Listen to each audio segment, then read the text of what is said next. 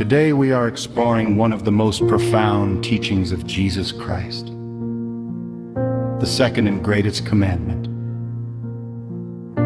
Jesus summarized the entire will of God with two commands: love God completely and love others genuinely. This teaching reveals that true faith is not measured only by devotion to God, but by how we treat one another.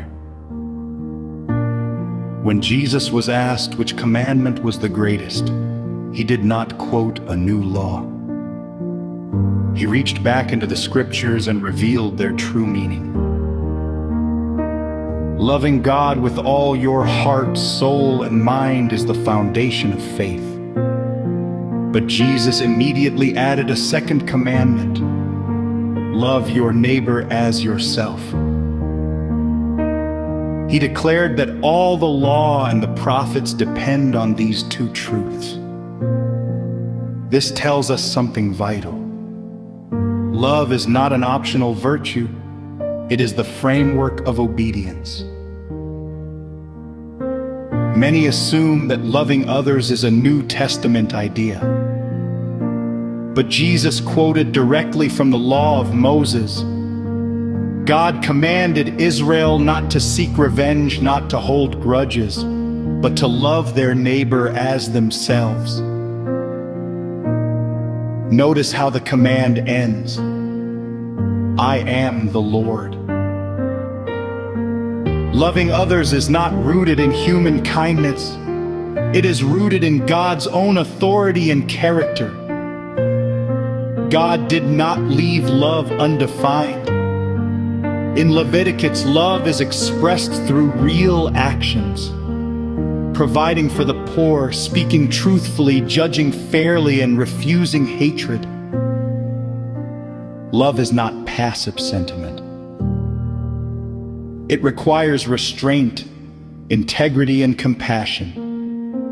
According to Scripture, love is demonstrated in how we use power, resources, and words.